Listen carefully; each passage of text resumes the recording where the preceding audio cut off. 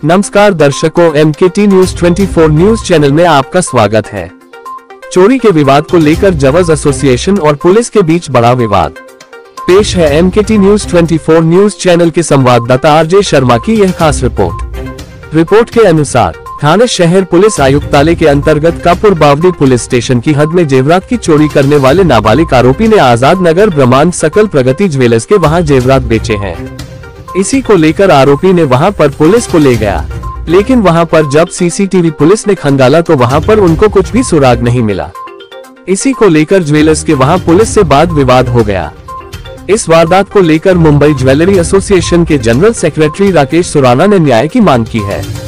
अगर प्रगति ज्वेलर्स के मालिक पंकज कुमार को न्याय नहीं मिला तो पूरा एसोसिएशन के लोग आंदोलन करेंगे और न्याय की लड़ाई लड़ेंगे, ऐसा पत्रकार परिषद में राकेश सुराना ने पत्रकारों से बातचीत करते हुए बताया। तो आइए एक नजर डालते हैं जवज एसोसिएशन इस विवाद के बारे में क्या कहा।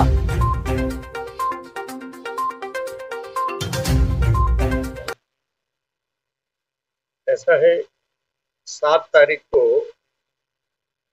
11:06 पर कापुर बावड़ी पुलिस स्टेशन, ये हमें बाद में पता चला, विदाउट ड्रेस में, सिविल ड्रेस जिसे बोलते हैं अपन, कुछ लोग प्रगति ज्वेलर्स में घुसे। वो वीडियो हमने देखा, 3 मिनट का करीब वीडियो है।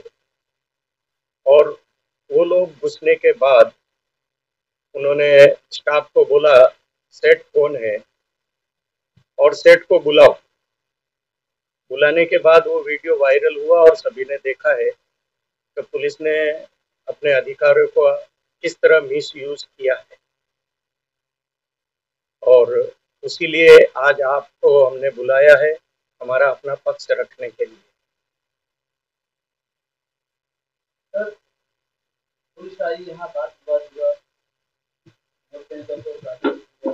हमारा, तो उनको क्या इन्होंने कोऑपरेट नहीं किया, इसकी वजह से बदतमीजी किया, क्या हुआ तो उसके वाकई में आपको बताएंगे साहब। अब पुलिस का जो ऑफिशियल प्रेस नोट और उन्होंने जो प्रेस कॉन्फ्रेंस की है, जिसमें वरिष्ठतम अधिकारी उस प्रेस कॉन्फ्रेंस में थे और हमने वो प्रेस कॉन्फ्रेंस का वीडियो लाइव देखा है और दूसरे चैनल्स पे, यूट्यूब पे वगैरह सोशल मीडिया पे हमने उस चैनल को देखा है, जहां पुलिस CRPC 46 का जो अपने अधिकार का इस्तेमाल करना होता है उसके बारे में बात कर रही है। ज्वेलर्स व्यापारी ने हमें कोऑपरेट नहीं किया। अब मैं आज सोशल मीडिया का भी जमाना है और हर एक दुकान में CCTV लगा है। पुलिस 2:06 और 27 सेकंड के करीब दुकान में घुसती है और पुलिस बोलती है और हमारा स्टाफ पंकज भाई को फोन करता है और अगले 3 मिनट में पंकज भाई दुकान पर पहुंचते हैं। उससे पहले पुलिस अधिकारी एरोगेंटली बात करते हैं, उनका एटीट्यूड, और उन्होंने पहले एक पुलिस अधिकारी ने स्टाफ को गाली दी, दूसरी बार जांच अधिकारी ने जब गाली दी तो हमारे स्टाफ ने शालीनता से कहा कि साहब गाली मत दीजिए, और वहीं पुलिस अधिकारी का ईगो हर्ट हो गया। उन्होंने उसको बाहर बुलाने के लिए कहा, हमारा स्टाफ बाहर निकलने के लिए हुआ तो काउंटर में घुस के उसका गला पकड़ा, झापट मारा, और बाद में सभी ने देखा है किस तरह मारते हुए पुलिस अधिकारी स्टाफ को बाहर ले गए। और जब पुलिस अधिकारी बाहर पहुंचते हैं 3 मिनट के अंदर अंदर, तब पंकज भाई पहुंच चुके होते हैं और पंकज भाई के सामने स्टाफ राधेश्याम गुर्जर को पुलिस अधिकारी ने सर पे मारा है और बाद में गाड़ी में डाला है। जो 46 है वो ये कहता है कि आप बल प्रयोग कर सकते हैं जब सामने वाला आदमी आपको सहकार्य नहीं कर रहा।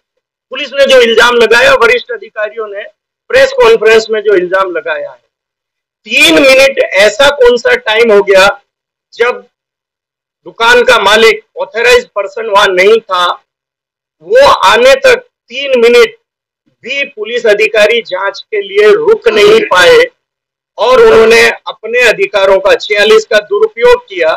और ये वीडियो जो था 2.5 और 3 मिनट का, वो सोशल मीडिया पे वायरल होने के बाद सभी अधिकारियों ने उसको देखने के बाद भी जिंदी मक्खी निकलते हुए अधिकारी, इतने लेवल के अधिकारी अगर झूठ बोलते हैं तो जनता में भरोसा कैसे जगाएंगे। और सबसे बड़ा विषय भी उस दिन यही था कि जांच अधिकारी ने अगर अपने ईगो के सेटिस्फेक्शन की जगह न्याय दिलाने का काम किया होता और उन्होंने थोड़ा धैर्य रखा होता तो ये इंसिडेंट होता ही नहीं। आज हमें ये लड़ाई लड़नी भी नहीं पड़ती और वरिष्ठों को झूठ भी नहीं बोलना पड़ता, सब देखने के बाद। सर, पंकज जी ने पूरा आरोप लगाया कि वो कुछ वर्ष से पूरी तरीका है, इस पे आप बताना चाहिए। साहब, विषय ऐसा है कि पुलिस अधिकारी जमाने से ज्वेलर्स व्यापारियों के साथ इसी तरह का अन्याय कर रहे हैं और 2005 में स्वर्गीय भीमराज जी कोठारी मरोल ने माननीय बॉम्बे उच्च न्यायालय में एक पिटीशन दाखिल की। ऐसे ही अन्यायों के विरोध में उन्होंने एक सर्कुलर मांगा और वो सर्कुलर सीआरपीसी के अंडर है। हमने बाहर से कोई स्पेशल अधिकार नहीं मांगा। उसके बाद माननीय बॉम्बे उच्च न्यायालय के आदेश से पहले बृहन मुंबई पुलिस मुख्यालय ने 41 नंबर सर्कुलर जारी किया जुलाई 2009 में। फिर हमें वापस कोर्ट में जाना पड़ा कि मुंबई का सर्कुलर मुंबई में लागू होता है, बाहर लागू नहीं होता है। तब फिर कोर्ट ने पुलिस महासंचालक महाराष्ट्र राज्य को आदेश दिया और उसी सर्कुलर को अगस्त महीने में पुलिस महासंचालक उस टाइम महाराष्ट्र राज्य के थे, उनके जो लॉ एंड ऑर्डर होते हैं, उन्होंने 927/2009 वो सर्कुलर जारी किया। उस सर्कुलर का तब से लेके आज तक अधिसंख्य जांच एजेंसियां पालन नहीं करती है और 7 तारीख को जो पंकज जैन की दुकान में प्रगति ज्वेलर्स में हुआ वो उसी सर्कुलर और सीआरपीसी का खुल्लम खुल्ला उल्लंघन है। सबसे पहले कोई भी ऑफिसर अगर किसी ज्वेलर्स की दुकान में जाता है तो मुकेश प्रहलाद सोनी वर्सेस महाराष्ट्र स्टेट में बॉम्बे उच्च न्यायालय का आदेश है कि कोई भी पुलिस अधिकारी जांच में जाता है तो टीम में कम से कम एक पुलिस अधिकारी ड्रेस में होना चाहिए। ठाकुर बावड़ी पुलिस ने बोला हम पुलिस हैं, लेकिन उन्होंने अपना आई कार्ड कौन से पुलिस स्टेशन से है और पूरी जांच दल में एक भी ऑफिसर वर्दी में नहीं था। जब वर्दी में कोई आदमी नहीं रहेगा तो सामने वाला को भरोसा करना मुश्किल होता है। उसके बाद उन्होंने उस कानून का उल्लंघन किया, फिर सर्कुलर का कहीं पालन नहीं। हमारे व्यापारी जो पंकज भाई है उनके आने तक उन्होंने खुद ने बोला है जांच अधिकारी ने एक सेठ को फोन कर, वीडियो में आप स्पष्ट उनकी आवाज सुन सकते हैं और उनको पंकज भाई के आने तक इंतजार करना चाहिए था, लेकिन उन्होंने इंतजार भी नहीं किया। ड्यू टू प्रोसेस जो होता है, कोई पुलिस वाला जब किसी ज्वेलर्स की दुकान में घुसते हैं आरोपी को लेके, आरोपी अब सस्पेक्टेड हो, उसका कबूली बयान एनी हाउ चाहिए। आरोपी कोई आदमी तभी होता है जब उसका कन्फेक्शन हो जाता है। पुलिस ने वो कन्फेक्शन लेटर प्रगति ज्वेलर्स में शो नहीं किया, एफआईआर नहीं दिया, फॉलो पंचनामा जिसे पुलिस मेमोरेंडम पंचनामा कहती है वो भी प्रगति ज्वेलर्स में पूरा नहीं किया। और वो होने के बाद हमारे व्यापारी का जो स्टेटमेंट लेना था वो भी उन्होंने पूरा नहीं किया। इट मीन्स पुलिस सिर्फ हवा में हाथ पैर मार रही थी, पुलिस के पास कुछ भी पेपर वर्क नहीं था। और वो हमारे पंकज जैन प्रगति ज्वेलर्स के जो मालिक हैं पूर्ण सहृदय है, सच्चे हैं। हर टाइम हर ज्वेलर्स कभी भी पुलिस के साथ उलझना नहीं चाहता। सबको पता है पानी में रह के मगरमच्छ से बेर नहीं किया जाता। हर ज्वेलर्स वाला जब भी पुलिस जाती है ना तो टोटल सच्चाई बताता है। उनके पास आज की तारीख में सीसीटीवी है, उनके अकाउंट्स है, लेकिन पुलिस न सीसीटीवी देखना चाहती है, न अकाउंट देखना चाहती है, न उस ज्वेलर्स का कुछ सुनना चाहती है। उनके आरोपी ने जो बोला वो पत्थर की लकीर मान के चलती है, चाहे कितना भी झूठ बोल रहा है आदमी। वो लोग उसके बयान की वेलोसिटी कभी चेक करना ही नहीं चाहते। अगर उन्होंने आरोपी के वेलोसिटी बयान की चेक की होती और वो सिंपल आते, भाई ये है, आप हमें, ये आरोपी ऐसा बोल रहा है और आप हमें सीसीटीवी दिखा दीजिए जो उस केस का विषय था 28 तारीख से लेके 28 दिसंबर 2022 से लेके 5 जनवरी 2023 तक का, तब तो विषय नहीं बनता। तो आप फिर जांच कर रहे हैं, टैक्टिस नहीं कर रहे हैं, आप सही काम के लिए आए हैं और सही जांच कर रहे हैं। लेकिन उन्होंने आके जो किया वो वीडियो में है, मारपीट करना, गाली करना, और वो भी पंकज जी की अनुपस्थिति में। उसके बाद अब मैं ये कहना चाह रहा हूं कि ये कबूली बयान हमारे व्यापारी ने दिया, पुलिस के पास कुछ भी नहीं है। ये हमारे व्यापारी ने कहा कि ये लड़का आज थाने की इतनी ज्वेलर्स छोड़ के मेरे पास आने का कारण ये है कि पुलिस ने कहा 1 साल नहीं, उस वीडियो को पुलिस वापस सुने जो हमने पुलिस को दिया है, उसमें 3 से 4 साल पहले की बात कही गई है। और पंकज जी ने ये कहा है वो चोरी का माल नहीं था। पंकज जी ने स्पष्ट कहा है कि मैंने इस लड़के की मां से फोन पे बात करने के बाद वो दागिना परचेज किया है, वो चोरी का नहीं था। अगर चोरी का दागिना था तो पुलिस ऑफिसर को जो लड़का है उनके घर पे जाके उनकी मां का स्टेटमेंट लेना चाहिए था। इल्जाम लगाने से पहले प्रेस कॉन्फ्रेंस में आप इल्जाम लगा देते हैं। और वही मैं बता रहा हूं, आज ये जो इतना पुलिस को झूठ बोलना पड़ रहा है, अपने ऑफिसर को बचाना पड़ रहा है, उसका सबसे बड़ा कारण है कि अगर पुलिस ईमानदारी से और सच्चाई से काम करे तो आज पुलिस को स्पष्टीकरण नहीं देना पड़े। और पुलिस ने उस दिन जो किया और उसके बाद भी दोपहर में 2 बजे तक जो इतना ड्रामेबाजी पुलिस ने किया, नाटक किया, इस पंकज जैन का 25 साल का ईमानदारी और कमिटमेंट जो इज्जत बनाई, पुलिस ने उनकी इज्जत पूरी डिस्ट्रॉय करके रख दी है। आज उनकी दुकान पे लोग आने से डरने लगे हैं कि ये आदमी चोर है, चोरी का सोना खाता है। बिगर ईमानदारी से 25 साल से काम करने के बाद भी अगर पुलिस इस ढंग का काम करके किसी आदमी की मान सम्मान को ठेस पहुंचाता है, सोसाइटी में उसकी इज्जत का हनन करते हैं और उसकी दाल रोटी जो पहले उस दिन धमकियां दे चुके हैं वो डिस्ट्रॉय की। और मैं आपको सबको जानकारी और दे देता हूं पुलिस कितना झूठ बोल रही है, वो एसीपी साहब कितना झूठ बोल रहे हैं प्रेस कॉन्फ्रेंस में। पहले भी इसी कापुरवाड़ी पुलिस के एक ऑफिसर ने जब वहां कौन थे सीनियर साहब, दरेकर नहीं, भानुशाली साहब जब सीनियर थे तब एक ऑफिसर ने इनको पुलिस स्टेशन में बुलाया। हाँ, भानुशाली साहब जब थे ना तब इनको एक ऑफिसर ने बुलाया, अपने चैम्बर में ले जाके इनके साथ मारपीट की, कॉलर पकड़ा और 25,000 रिश्वत मांगा, नहीं तो 411 में अरेस्ट कर दूंगा। उस दिन भी हमने चोर पकड़ के हमने दिया है, चोर पकड़ के, और वो चोर से 5,000 रुपया रिश्वत खा के उसको छोड़ दिया। वो कंप्लेन करने के बाद भानुशाली साहब ने माना, माफी मांगी और पंकज भाई ने उस टाइम भी माफ किया। उससे पहले का एक विषय बताता हूं, एक परमार करके था, सिविलियन था, लेकिन वो पुलिस अधिकारियों के रुबाव में फोन करता था और ज्वेलरों को ठगता था। जब उसने किसी मिनिस्टर को फोन किया, मैंने उसके बारे में बहुत कंप्लेन की, बहुत ऑडियो वायरल किए उससे बात करके, तब तक किसी पुलिस ने उसको अरेस्ट नहीं किया। लेकिन किसी मिनिस्टर साहब के साथ उसने जब बदतमीजी की तब वो अरेस्ट हुआ है। उस टाइम भी कापुर बावड़ी पुलिस स्टेशन का वो जो बाइक पे बीट मार्शल घूमते हैं ना, वो बीट मार्शल उस परमार के कहने पे प्रगति ज्वेलर्स में आया। उस बीट मार्शल ने इनके साथ बदतमीजी की और उस टाइम भी इन्होंने कंप्लेन किया कि जब पुलिस ऑफिसर नहीं है, कोई फ्रॉड फोन करता है और आपका पुलिस हमारे यहाँ सोना वसूलने आ जाती है, तब कंप्लेन होने के बाद भी इन्होंने उसको माफ कर दिया। ये आदमी बार बार पुलिस को माफ करता रहा, इसलिए पुलिस की हिम्मत इतनी बढ़ गई कि 2019 में ना वो अवार्ड साहब, 2021 में ट्रैफिक पुलिस के अवार्ड साहब कोई थे, वो हफ्ता वसूलने के लिए दुकान में आ गए और उन्होंने भी गाली गलौज की, हाथापाई की पंकज भाई से।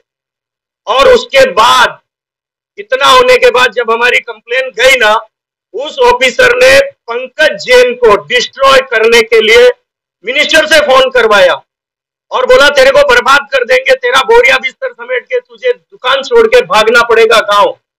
तब जाके हमने वो विषय माननीय बॉम्बे हाईकोर्ट में दाखिल किया और अब भी सुनवाई हुई उसकी और पुलिस को बोला गया कि आप लोग एफिडेविट फाइल करो। अब यहाँ पे देखिए लापरवाही की हद, झूठा केस में फंसाऊंगा, वो अवार्ड साहब बोलते झूठे केस में फंसाऊंगा और तेरे ऊपर 354, कोई लड़की औरत ब्लाउज फाड़ेगी और तेरे पर हम 54 ले लेंगे और राजनीतिक दबाव डाला, तब हमें अपनी सुरक्षा के लिए हाईकोर्ट जाना पड़ा। आज हाईकोर्ट में उनको एफिडेविट दाखिल करने को बोला है। अब सब पुलिस वालों के पास हमारा हाईकोर्ट का प्लेंटी 2021 में पहुंचा, उन्होंने वो कचरा समझ के फेंक दिया। आज उनके पास कुछ भी नहीं है। और पंकज भाई का स्टेटमेंट होने के बाद उस स्टेटमेंट को इन लोगों ने दबा के रखा, आज दिन तक उस पर कोई कार्रवाई नहीं होने दी। अब ये चौथा इंसिडेंट है पंकज भाई के पास। तो क्या करेगा आदमी? रोज आपको माफ करके रोज मार नहीं खा सकता कोई ज्वेलर। कैसे? कभी न कभी तो हमें उठना पड़ेगा, जागना पड़ेगा, अन्याय का विरोध करना पड़ेगा। अब इस बार सोशल मीडिया है, ज्वेलर्स लोगों ने साथ दिया है, जैन समाज इनके साथ में है, तो आज पंकज भाई ये हिम्मत कर रहे हैं लड़ाई लड़ने की। और मैं मीडिया से चाहता हूं वो भी इस अन्याय में सही जांच करे, हमारा पक्ष रखने एक तरफा नहीं रखे, हर एक चीज पेपर के दम पर। जैसे आज एसीपी साहब ने कहा ना, अरे 46 का अधिकार का हम उपयोग कर सकते हैं, कीजिए ना साहब, लेकिन जो लोग सहकार्य नहीं कर रहे उनके साथ कीजिए। लेकिन जो लोग सहकार्य करने से सामने से तैयार है, सामने से सच बोलते हैं, आपके पास जानकारियां नहीं होती तो वो जानकारी अवेलेबल कराते हैं, उनके खिलाफ 46 का दुरुपयोग मत कीजिए। ये हाथ जोड़ से संपूर्ण देश की पुलिस से निवेदन है, महाराष्ट्र पुलिस महासंचालक जी से निवेदन है कि हमारा जो सर्कुलर जारी हुआ है उसका पालन आज दिन तक नहीं कर रहे हैं। मेरे पर प्रत्येक दिन एक से एक कंप्लेन मेरी जाती रहती है, लेकिन कोई सुनवाई नहीं होती है।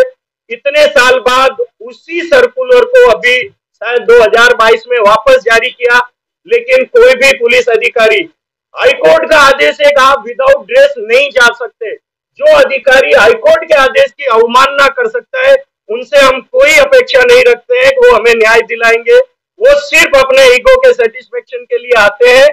और वरिष्ठ से सीएम साहब जो इतने सहृदय हैं, डिप्टी सीएम साहब, उन सभी से और डीजी साहब से निवेदन है कि ये जांच कम से कम इस देश का जिम्मेदार व्यापारी है उसके साथ ऐसा थर्ड डिग्री जैसा व्यवहार नहीं करें और प्रेस कॉन्फ्रेंस करके झूठ पे झूठ नहीं बोले, क्योंकि सब जानते हैं झूठ को पांव नहीं होते, वो ज्यादा दिन चल नहीं सकता है। और सच बात करेंगे तो वो टिकी रहेगी और जीत होगी। इसी के साथ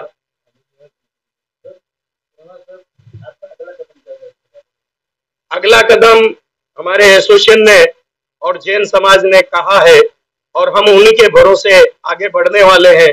अभी विरोध प्रदर्शन की कड़ियां चल रही है, लोग अलग अलग एसोसिएशन से हमें संपर्क कर रहे हैं और हमारा फिलहाल शांतिपूर्ण व्यवस्था चल रही है। तो आप अपनी बाह पर राइट हैंड पे, लेफ्ट हैंड पे काला पट्टी बांधे और अपना व्यापार करें।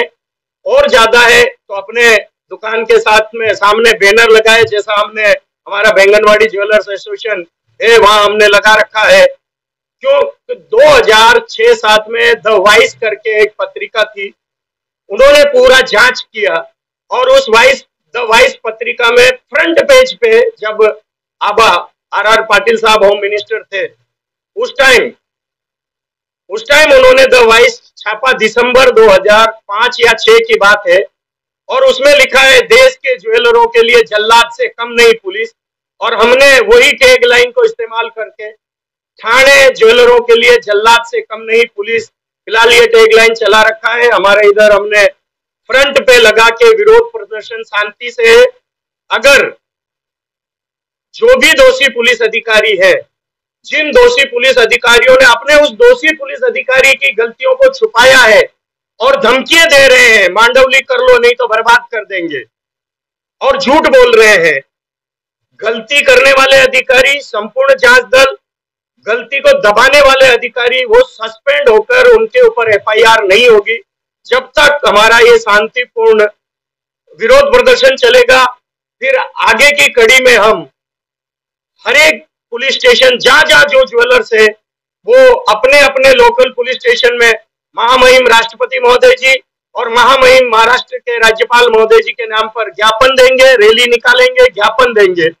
और उसके बाद भी हमें न्याय नहीं मिला तो फिर हम अपने अपने लोकल स्तर पर पहले दुकानें बंद रखेंगे और उसके बाद भी न्याय नहीं मिला तो ठाणा, मुंबई, नई मुंबई और संपूर्ण महाराष्ट्र बंद कराने का भी हम प्रयास करेंगे।